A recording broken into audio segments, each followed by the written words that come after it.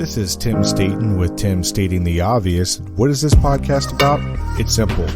You are entitled to great leadership everywhere you go, whether it's to church, whether it's to work, whether it's at your house, you are entitled to great leadership. And so in this podcast, we take leadership principles and theories and turn them into everyday, relatable, and usable advice. And a quick disclaimer. This show, process, or service by trademark manufacturer, or otherwise does not necessarily constitute an implied endorsement of anyone that I am employed by or favors them in representation. The views are expressed here in my show are my own expressed and do not necessarily state or reflect those of any employer. Hey, and welcome back to another episode of Tim Stating the Obvious. In the last episode, we talked about the Deloitte Gen Z and Millennials survey report of 2023 and about their financial concerns according to this report. Before we get into the next topic, I wanted to let you guys know about my website, which I'm pretty excited about, which is timstatingtheobvious.com. On there, we have what the show is about. And if you're new listening to this show, this is a great place to start if you want to know what the show is about and how I want to raise awareness on leadership and leadership topics. We have a blog post every other week and a recommended professional reading list. And from there, you can actually click on the book so you see what it looks like, a synopsis of the book. If you want to buy the book, there's a little link. You can click on that. It takes you to Amazon, and you can buy the book from there. So I just wanted to take a quick moment and share that with you, but I digress. In this episode, we're going to talk about the role of Gen Z and Millennials and what they think about their role of work. I'm going to start right off by saying that according to this report, work is key to the identity for these folks. However, developing and achieving balance is what is the most important to them. When completing the survey, the following are the most important to their sense of identity. And that is, the first one is friends and family. That still remains the number one for them, with 64 to 70% on their importance of their identity. And then work is number two, with 49 to 62% saying that this makes up their identity. Hobbies are about 30%. Playing or listening to music is 15 to 24%. I thought that was a little low. I thought it would be a little bit higher. Actually, I thought it would be higher than hobbies. And then lastly, exercise. 23 to 25% say that exercise makes up their identity, which I think is pretty awesome. With these numbers, it's clear to see that these generations are working towards greater work-life balance. This generation prides itself in their ability to balance a lot of different priorities with work-life balance. I know this may be a little bit controversial, but let's talk about how well we are balancing these priorities. You know the phrase, jack of all trades, but master of none. Well, that's kind of this generation. But we have to use the full phrase, though. A jack of all trades is a master of none, but oftentimes better than a master of one. So I think this really sums up this generation a lot. You either love them or you just focus on the first half of the phrase and you love them for the entire phrase, you know? So basically this is what I mean by this. This generation is working hard to make a living to keep up with inflation. As we talked about in the last episode, this generation is working 2 full-time jobs or a full-time job and a part-time job and or a side hustle. This means that they have to conserve energy at work. And this is where the term quiet quitting comes from, right? And I saw a video the other day and the person said, "Oh, honey, why are you working so hard and still making the same as everybody else? Just act your wage." And I had mixed feelings about this. You know, why do you have to discourage other people from working hard just to make yourself look better or feel better about yourself? You know, then on the other hand, when I was going through college, I worked 2 full-time summer jobs, and I worked also throughout college 2 jobs as well. And I worked at a quick serve restaurant during the day, 8 to 10 hours a day, and then at night I worked for an inventory company, and it sucked. But I found myself towards the middle to end of the summer, dragging and lacking energy and not working as hard as I was before. And sometimes my managers would say something to me like, "Hey, what's going on?" And I would say, "Hey, I'm sorry. I just got this one job. I'm a little bit tired. I'm a little bit slow." And the only answer I would get is,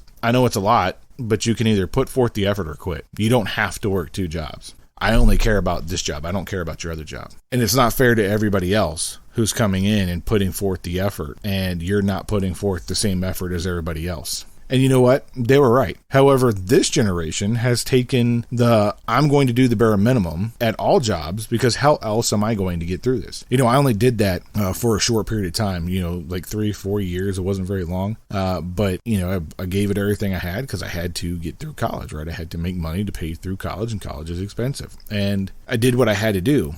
But it was only for a short term. This generation is having to do that even after college or even after longer than, 5, 6, 7, 8 years having to do this. And, I don't know how long I would be able to upkeep that if I had to for a long period of time, working, two jobs, 10-hour days, which gives me 20 hours of work, 4 hours of sleep, plus family time and anything else. I don't know how I would be able to manage the energy to put forth the amount that people were demanding. And so I think that they get a bad rap with the quiet quitting. Now, don't get me wrong. There are some people out there who don't work 2 jobs and they're still quiet quitting and they really don't do much. You should focus on those people to get them into the thriving zone, like what motivates them to move up and out. But it's really, a double-edged sword when we talk about this. This generation can do a lot. They can learn a lot and do almost anything. But they're a mile wide and only an inch deep in knowledge, except for those who are in the workplace thriving category. And then they're the opposite. They're like a mile deep and they're not very broad or wide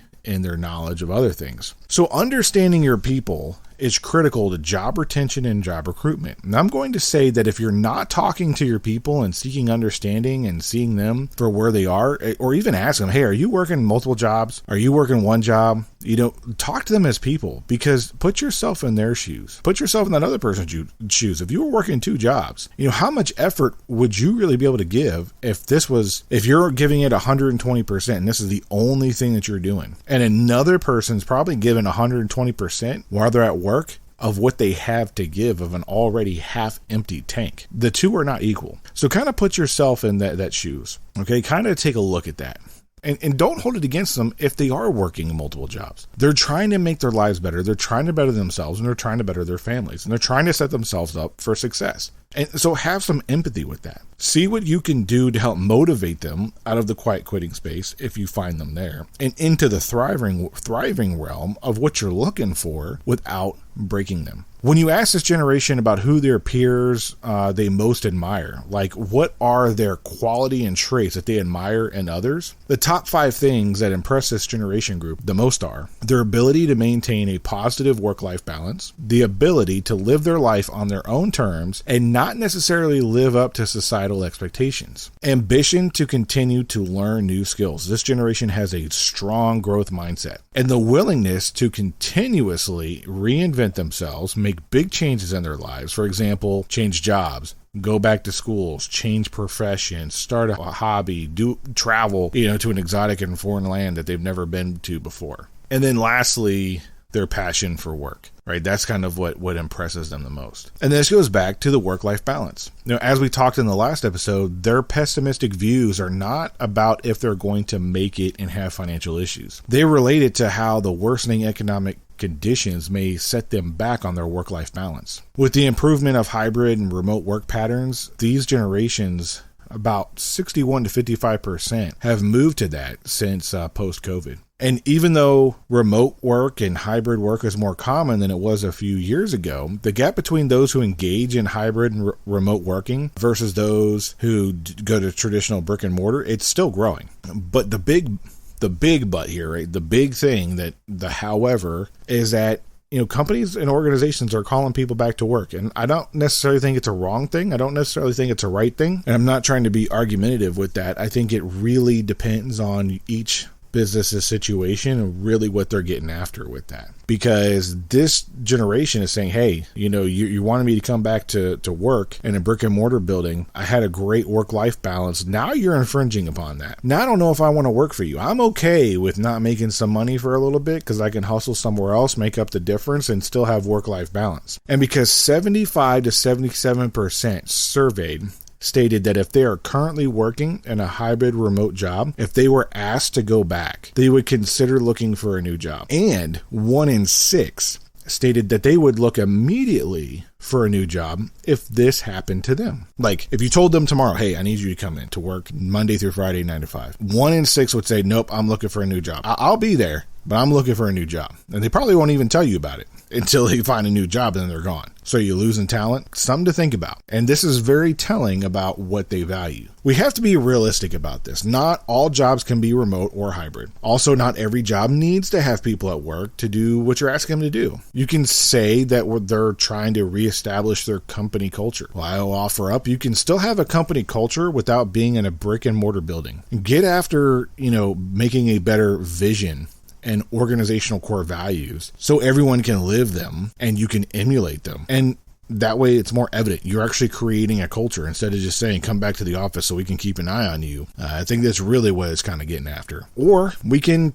beat people down into submission, and then we can have a horrible work environment, and we can seek a common ground and how we can get after this and get better. So with remote work and hybrid work, there has always been a consistent increase in always on workplaces. Now, I will say that millennials are worse with always on than Gen Zs are, meaning they rated higher with responding to work emails or messages outside of the normal working hours. I know I have always been in a career where this is the norm. I do my best to not perpetuate that culture with people that are on my teams. For me, it's because, I feel like I need to stay up to date of what's going on with development and projects, with different things that are coming down the pipe, and I need to know what's going on. I also work with people in multiple time zones across the globe. And so it may be required that I have to work later or get up super early to talk to different people on opposite parts of the world. It's just the way the time works. So yeah, I would say the other last thing is that some of your bosses expect it. I expected that if my boss emailed me at 11 o'clock at night, he wanted an answer, that because it was that important for him to write down and send it to me. So it's that important for me to have to respond back to him or her, even if it was at 11 o'clock at night. And, sometimes people wanted it within 1 hour. So it's like, okay, you sent it to me at 11. That means you want it by midnight. And so now what I do is I actually have a conversation, not initially, but, once you get to learn your bosses and figure them out, is, hey, if you're emailing me outside of the normal working hours, what is your expectation to respond back? What do you really want? And oh, by the way, if it's super important, can you let me know it's important so that way I know I need to respond back immediately? Otherwise, I'm probably going to put it in the other bin. And I actually had mixed levels of response and reciprocity from my bosses on that. Some bosses I've had who were like, I can't believe you're even asking me this question. If I email you, I want a response immediately. Some of them are like, oh, yeah, I never thought about that. Let me take a look at that and I'll let you know. That's something I need to think about. I never even thought about it. And since I started having conversations like this, my stress levels have decreased when I, get a note late at night. And I'm like, okay, he had to get it off their chest, or she had to get it off their chest and just had to let me know about it. Nothing I need to respond to right now. So having those conversations are helpful. With this, we need to work on reducing the number of messages that are being done outside of work at the appropriate levels, right? So with me, I say I do not perpetuate that down to the people that I work with on my teams. If you are on vacation, I don't email you, I don't text you, I don't call you, you're on vacation. Now, I caveat that by telling everybody, make sure you have everything done to the point that you need to be before you go, so that way you don't put anybody else behind. Because if you do that, I will call you on your time because you're setting everybody else up for failure. It's not that I'm infringing upon your time, it's because you chose not to be a team player and other people are suffering because you're out. So don't make me have to do that to you. So that's what I mean by we need to not perpetuate that.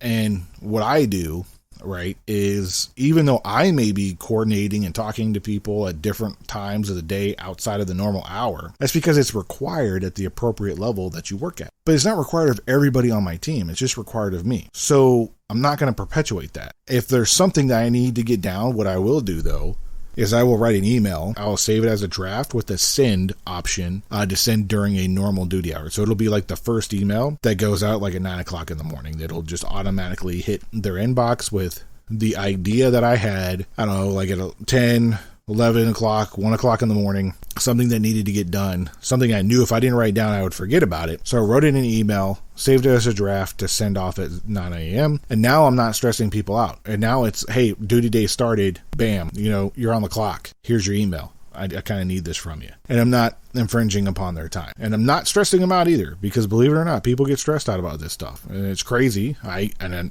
know I used to get stressed out about it a lot, but now we can just kind of not perpetuate that. There's no reason to always be on. Some jobs, yes, but not every job.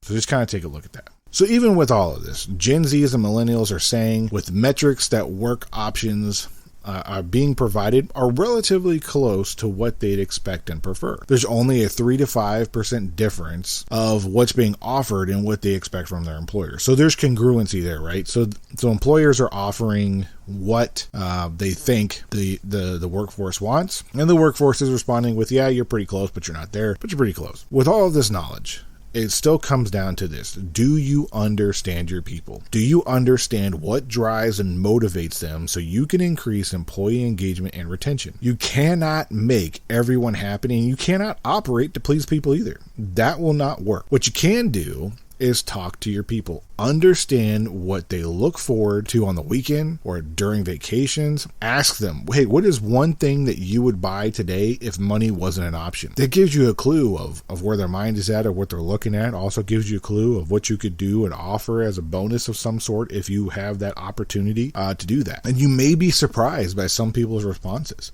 Maybe some people are like, hey, I just need some more time so I could take care of my folks. Or, hey, I need some more time so I could take care of my family. And then maybe that could lead to some type of benefit that you could offer. We talked about other episode about core values. They're taking care of the elderly. Maybe they're saying, I need some help with, taking care of my elderly parents or grandparents. And that could be a benefit that you could offer to the workforce. And then they go, oh, you know what? I'm staying. They care about what I care about. I'm staying.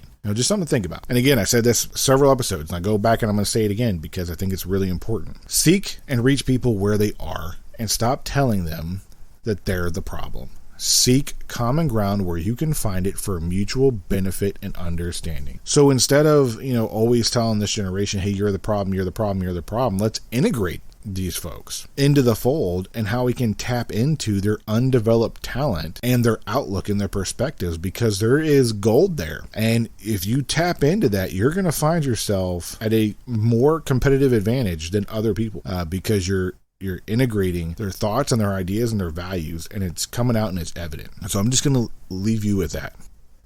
As always, thank you for stopping by and listening to this episode. I really hope you enjoyed it. Before we go, I'd like to ask a favor of you if I could. If you could please share this episode with one or two other people who you think might like this topic and just haven't found the show yet. If you haven't followed or subscribed on whatever platform you're listening to this on, please hit those icons, smash them, hit them, do whatever you got to do to make them turn different colors on your screen or on your phone, because especially the alert one. I don't want to waste your time you coming back and checking, is there a new episode, is there not? If you've watched all other 4 seasons and you're current up to date, I don't want to waste your time. So hit that icon so that way, I can let you know when we're there. And if you got some value out of this episode, please leave a review or a comment so we can help spread the show with other people who might be interested in this topic that they just haven't found the show yet. Again, I want to thank you for stopping by, and I look forward to seeing you on the next episode. I'm Tim Staten, stating the obvious.